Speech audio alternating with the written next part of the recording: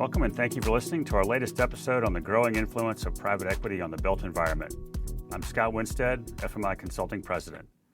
Once thought taboo, the construction industry and broader built environment has become an attractive asset class for financial buyers, and in particular private equity firms. In this episode, I have the privilege of sitting down with Paul Giovannoni and Jason Post, both of whom play key leadership roles within FMI in our work with private equity firms. Paul Giovannoni is an FMI partner and the leader of our private equity consulting team, which is purpose-built to support private equity. And Jason Post leads sponsor coverage at FMI, where he draws on nearly a decade of M&A and capital markets advisory experience. Among other things, we'll talk about the trends underpinning this activity, where we think things are headed, and what private equity firms and potential sellers should consider as part of their overall strategy. Paul, Jason, welcome to the show and thank you for being here.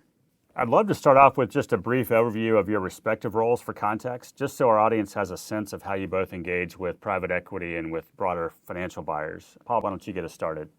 Sure. So I'm a partner on the consulting side of our business, and I lead a team of consultants who primarily focus on buy-side market studies and commercial diligence to support private equity when they're investing in a specific asset. Our team also does sell-side market studies to support the sale, whether a privately held asset or another private equity held asset, but primarily around market research type activities. We also do value creation work, and for that, I'll be a liaison and bring in our other subject matter experts throughout the consulting organization. Great, thanks, Paul. Jason, what about you? As you mentioned, Scott, I lead our investment bank's financial sponsor coverage, which is a big priority for the firm, given the massive increase in institutional capital we've seen deployed into the built environment over the last several years. So I spend all of my time focused exclusively on the private equity community. My job is to manage and organize the firm's efforts around private equity as both buyers and sellers of relevant assets. What this looks like on a daily basis is somewhat twofold. It's spending time externally with sponsors to learn about their investment strategy, where their interest lies, and how we can be helpful in the portfolio. Then it's also spending time internally with our bankers here to organize and craft our strategy and direction as it relates to the sponsor community. I'd love to kind of shift now and talk about just overall M&A activity. And Jason, would love to start with you. How would you characterize M&A activity overall this year? Yeah, so this is a really interesting question, Scott, and I think one that has a bit of a layered answer. Overall, I'd say we're still seeing a slower deal environment due to many of the headlines we've been reading about over the last year or so. Things like higher interest rates, buyer/seller valuation gaps, uncertainty around the direction of the economy. And as it pertains to private equity specifically, these factors have certainly had a massive impact. They're putting strain on new investment cases, they're limiting available leverage, they're delaying exits, and ultimately have made deal making and fundraising really difficult. If you look at 2023, deal volume was down about 60% and new fund closings down over 50%. And so as we look to 24, I think these dynamics are improving, which has been evidenced by a return of mega deals in Q1. But I don't think it's quite been the onslaught that most expected. That said, with rates stabilizing, a record of $1.2 trillion of dry powder, all of the fundamentals point towards a return in activity. And based on conversations I've had over the last several weeks, I think people are starting to see more flow. Now, these are the general headlines, but I also want to take a minute to drill down a bit further into what we're seeing at the lower end of the middle market and the built environment specifically, because I think you start to see a somewhat different narrative here, characterized by more resilient demand. I think all the factors impacting the broader market still remain at play here, and activity is certainly down, but there are fundamental differences around many of the assets we work with, things like macro tailwinds, significant value creation opportunity, lower reliance on financial engineering, that have all supported both overall appetite and available dry powder in our end of the market. Sponsors are remaining prudent and selective, so deals are still harder to get done. But it feels like the biggest limiting factor in our market has been supply of assets for sale. But seller sentiment has certainly improved, especially with founder and family owners. And the PE exit pipeline, it will thaw eventually. So I think we'll continue to see activity pick up. That's great. Thanks, Jason. I appreciate that. And you touched on a little bit about what you're seeing around sponsor coverage and sponsor appetite in particular. Paul, I'm curious how you would answer that same question just with respect to what you're seeing. I would echo what Jason said towards the end, really focus on the built environment.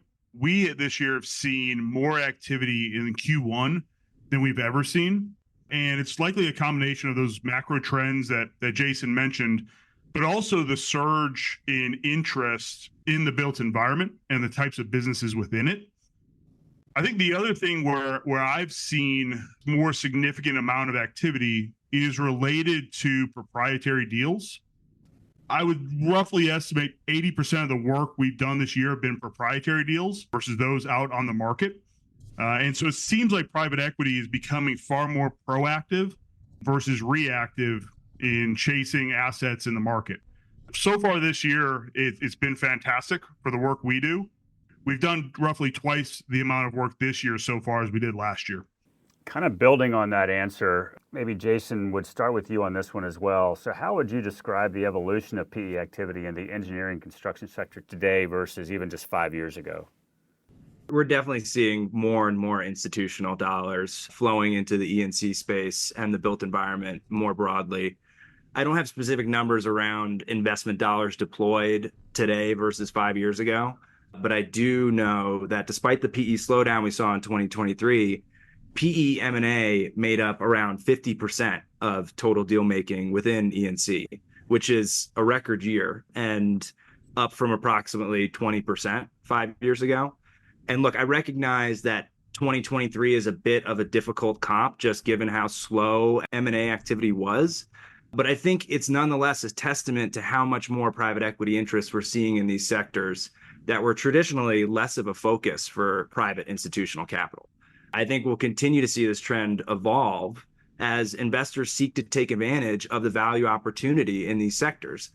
But I think there's also something to be said for PE looking for sectors that historically, haven't been a focus, right? Sectors where you still see relative value opportunities and significant meat on the bone in terms of value creation. Many areas of the built environment certainly fit that bill. So just, Paul, to build on that, you mentioned earlier the macro trend tailwinds that we're seeing. I'm curious why at this stage the built environment is growing and attractive for PE. So there's certainly a lot of macro trends driving PE interest in our space. The first really being around the Industrial Revolution. There's certainly some money flowing from the federal government when you think about all the semiconductor and battery plants, but it extends beyond that. General automotive, steel manufacturing, when we move to food and beverage, the whole industrial sector right now is extremely active. And I'd even group into that data centers. That has been a market where we've spent a lot of activity and time focusing in on the drivers and the different niches within that market, the various stakeholders that play in it. We've also seen the install base of buildings dramatically increase over the last decade, which of course increases the volume of activity that's needed related to maintenance and repair, which of course is an attractive area for private equity. We're also seeing a change in owner buying practices. When we think about maintenance and repair services, owners have learned their lessons when it comes to deferring maintenance. They're no longer willing to do that, even in an economic downturn. So we're seeing that driving more interest in the service and maintenance-based businesses. Another focus area that's driven a significant amount of activity is around electrification. And that extends to the service providers who are doing the actual work, both within buildings and to the electric infrastructure. But it also extends to manufacturers in the entire supply chain, from distributors to transformer and switchgear manufacturers.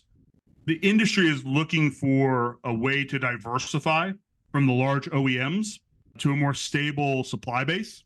And so we're seeing a tremendous volume of PE activity chasing the trends around electrification. There's a whole host of others. I mean, you can think of the infrastructure bills, things like that. But there are certainly a lot of tailwinds in this industry, which help with that stereotype of this industry being cyclical. Yeah, I mean, you kind of touched on it, but if you think about private equity and financial buyers invest in themes, right? And the ones you mentioned, you've got infrastructure, you've got coastal erosion, you've got the energy transition and decarbonization, and the folks that are participants in the value chain of construction stand to solve a lot of those issues or address a lot of those issues. And so therefore making it an attractive asset class. They are. And what I'm seeing more and more of is a look towards the other stakeholders in the supply chain. So instead of just looking for the HVAC contractor, which is the tried and true PE play, now they're looking for the specialized manufacturers or the sales rep agencies or distributors. They're looking more broadly than just the service and maintenance side of that industry. So you're exactly right. They're following the themes and they're following the flow of the cash from those themes throughout all the stakeholders. And they're really finding the really nuanced participants servicing and benefiting from those trends. Jason, what would you add to that in terms of just some of the newer trends that we're seeing beyond the HVAC, roofing, building products, some of the traditional plays that we've seen in the past? A few areas that I've been hearing a lot more about recently are perimeter security and access controls, i.e. fencing, gates, doors, and any technology around that. You know, I always find it interesting, kind of the fun names that private equity comes up with for fairly simple businesses. But another one is around kind of water infrastructure and wastewater treatment. You know, everyone that I've spoken to seems to be looking for an asset in that space.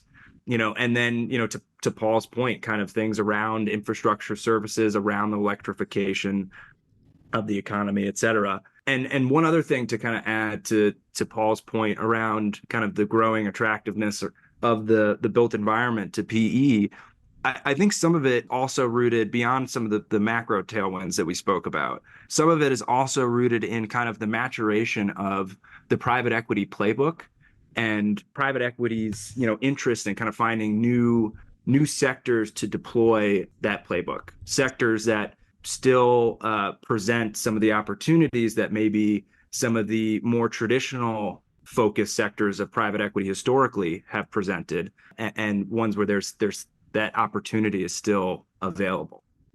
Paul, how would you respond to the industry stereotype that construction is a cyclical industry? Well, there's certainly some cyclicality, right? There is. And it all depends on where you play and how you operate, whether you're exposed to it or not. If I think about the most extreme version of the cyclicality in our industry and look at single family residential, new construction, it's very cyclical. The spending can fall off a cliff at a drop of a dime. It can happen very quickly. And we saw that in 2020. You saw new construction home starts stop immediately. They only take 40 to 50 days to build, so you can stop building them really quickly. Versus if we look at other parts of the industry, if we go to the other extreme and think about roofing, you know, call it 75 to 80% of the roofing industry is re-roof and service and maintenance, which are non-deferrable. Your roof starts leaking in a data center, you have to fix it, or in a school. And so there's extremes on both sides, but within the middle, the cyclicality is limited. And if you focus on the areas that are non-cyclical, that have solid funding sources, which have a long duration of project activity, if you think about the institutional segments of healthcare and education, or even any kind of government spending, those are fairly stable, whether we're in a poor economic condition or not. We're seeing that right now with multifamily starting to pull back, but education and healthcare are still growing. And if we take that just down from the segment level to the service types, we move from new construction, which can be cyclical, to repair and retrofit, and even better to service and maintenance, that cyclicality completely drops off. So there is that stereotype, and there is truth to it, like there is with most stereotypes. But there are so many pockets of non-cyclical activity in this space. It draws in those private equity buyers who are concerned about it, and it creates opportunity for those that want to buy in a a slower period and bet on the upside, which we're starting to see a little bit of that right now as well. Yeah, it's interesting as you talk about it. I think it pays to scratch a couple layers beneath the surface. You think about it, the traditional office market has historically been somewhat cyclical, but if you break it down into its subcomponent parts, data centers right now are technically classified as an office property. Now, data centers, it's an arms race right now in spending. I mean, it's just go, go, go. Don't see much of an end in sight, but the broader commercial office sector isn't faring so well right now. Well, that is certainly accurate. And even more interesting point when we're thinking about office. So new construction office, think buildings, towers, it's been decimated. Right now, you're not seeing a lot of new construction. But if you focus on the subsegment of office TI, tenant improvement work, that is actually an area of growth. And what we have found through recessions is that office TI is very counter-cyclical, because as tenants vacate properties, the landlords and building owners are looking to spruce them up in either providing incentives through leases or sprucing them up themselves and spending money on that tenant improvement. So as the market softens, tenants move from office building to office building, and with that comes tenant improvement dollars. I think office construction in New York or new construction is down 10 to 15%, maybe even more than that, where tenant improvement in Class A and trophy space is up almost double digits right now. So it's a tale of two different worlds, but it's all office. Yeah. We both heard Jay Bowman in our shop use the phrase bulls and bears coexist at all times, and I think this is a good example of it, right? I think it's also important to note that many founders of these businesses have actually built them in a way that the business is inherently more cyclical. As a founder, the big projects that are largely associated with cyclicality are typically higher margin, potentially easier to plan for, easier to manage labor around than kind of the consistent small ticket maintenance and repair work. And it's not that work isn't there. It's that some previous owners haven't prioritized it as much. So this actually presents a really big opportunity for many private equity buyers, because if you shift that mix to more repair and maintenance, you not only reduce the overall cyclicality of the business, but you also likely drive some multiple expansion as well. Building on that answer with respect to cyclicality, I'd love your take, Paul, on how private equity should think about fragmentation in the industry. How fragmented the industry is, and then also how abundant private ownership is and the lack of institutional capital. So it provides an opportunity for lower middle market private equity firms to be that first money in. And there's a significant amount of upside opportunity to really create change within these businesses and create value. I think private equity is finding that combination of that fragmentation and the high volume of private ownership creates a significant amount of opportunity that just doesn't exist in other markets.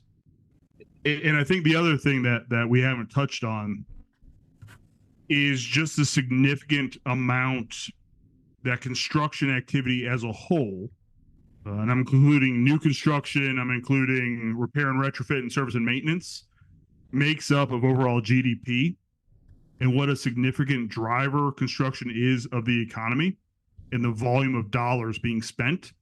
When you loop together that combination of the volume of money spent in this industry, combined with its fragmentation, as well as the private ownership of most of the businesses, I think it's somewhere north of 90% of the businesses are privately owned. It creates a very attractive market to start pursuing for acquisitions. Maybe to build off of that, Paul, would love your perspective on some other things that we see that are sort of inherent to the industry and what makes it unique relative to ownership of some of these firms. What is it about the construction industry and the broader built environment that's unique from a private equity perspective? Well, I think what is unique about this industry is just how fundamental it is to the economic well-being and growth of this country. I'm just looking at a brief statistic But if we think about the growth in GDP last year, construction was about 15% of that growth. Overall, construction makes up about 8% of GDP a year in and of itself. But when you think about all the other facets of our economy and of our daily lives, construction is at the heart of all of that. And I think when you take that and how critical it is to the world we live in, and then you layer on top of that the high level of fragmentation, which brings about significant opportunity for roll-up, as well as the high volume, 90+% of these businesses in this industry being privately held and the opportunity to be that first capital in, it makes for a wonderful combination to add value and to really sophisticate and professionalize these organizations. And if you think about roofing, right? Roofing has been in the private equity playbook for at least a decade, if not two. If you go all the way back to Tecta, early 2000s, there are still thousands upon thousands, if not hundreds of thousands, of roofing firms that are still privately held across the U.S. that private equity is starting to invest in. And so the opportunities abound for investment and value creation in this industry. There's so much meat on the bone in terms of value creation with these businesses. And I think that private equity has kind of not necessarily woken up to it as much as it is sees that the days of kind of just sitting on an investment, growing top line a bit, and then the multiple kind of expanding on its own, just given the massive growth and demand from PE, those days are kind of over.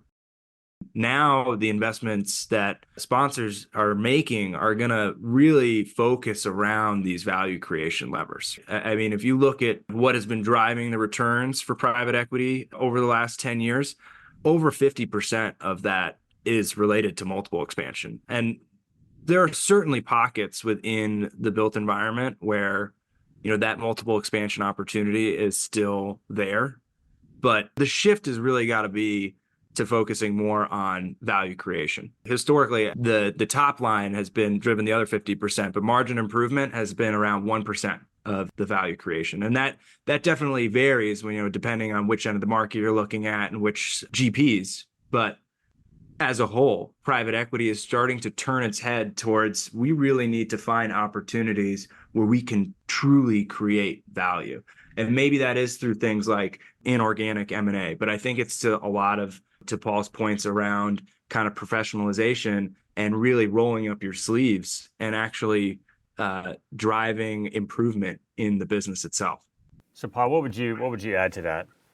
When you look at any of the articles written about the current state of private equity, that's one of the key themes you've seen over the last 6 to 12 months is that private equity, to create the value that's possible, has to go back to old school private equity ways.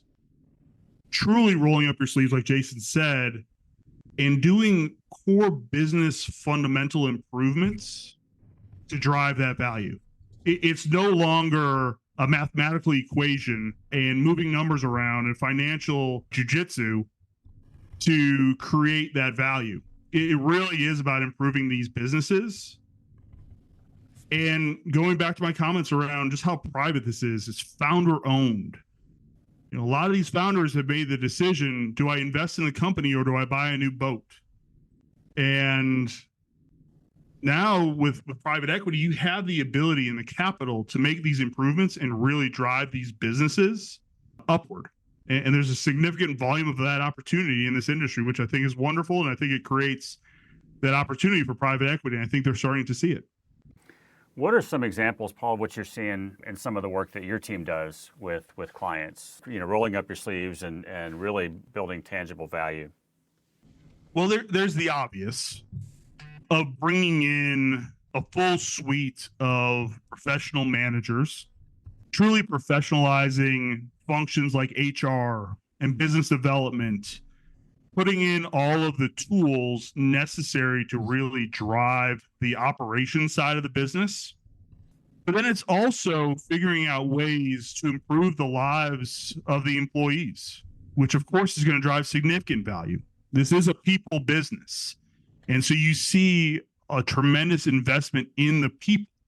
And I'm not talking about managers. I'm talking about field labor, superintendents, project managers, improvement of their benefits, of their skills, of their compensation. And then there's a diversification. It's about finding areas that have higher margins, less cyclicality, improving the overall dynamics of the world that the business works in, creating that diversity that just makes an overall better business, both for the owners as well as the people that work there.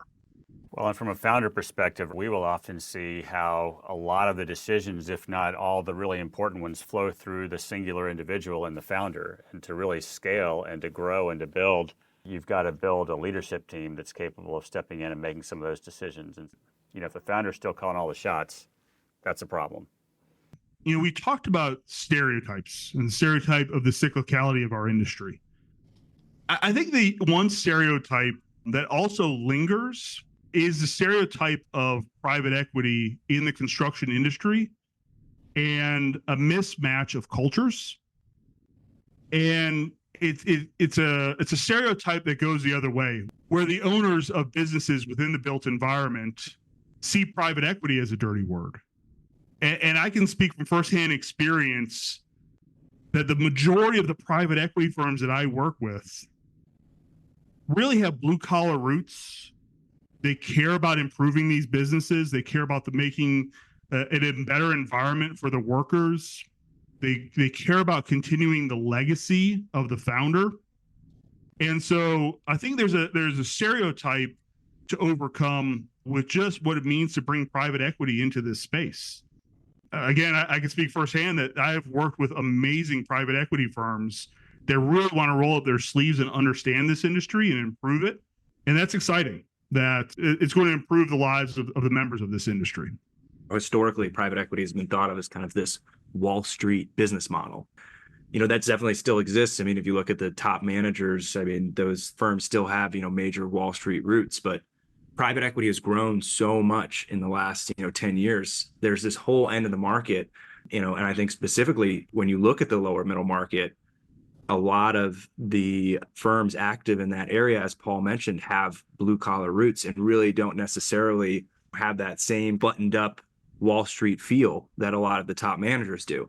And I think that also is a point of we've been hearing a lot about how the inflow into private equity funds from investors is kind of concentrating at the top managers. That's going to continue, but I do think there's something to be said about lower middle market firms always kind of having a leg up in terms of being buyers of the assets in the lower middle market versus, a mega fund that launches a lower middle market strategy. To Paul's point around the fact that, those smaller funds are likely going to have that kind of more blue collar roots. It's going to be a more material investment for them versus a lower middle market fund within this massive 100, 200, $300 billion overall platform. Jason, it reminds me of a conversation we had with a private equity firm where the founder had left a larger private equity firm, because he wanted to work with smaller businesses and he wanted to be able to roll up his sleeves and work right next to those owners and be a true partner. That's what excited him. And that's what I think is fantastic when we think about the lower middle market, when we think about our industry. Most private equity funds in that space want to be just that, a partner. They don't want to take over. They want to improve. And they want to build a legacy on the improvements that they contributed to those firms, which aligns really well culturally. And in my experience, works very well for all parties. I think that sounds like a great place to wrap. Jason, Paul, thank you so much for taking the time. Great conversation. As always, please remember to like or subscribe to our podcast so you don't miss an episode.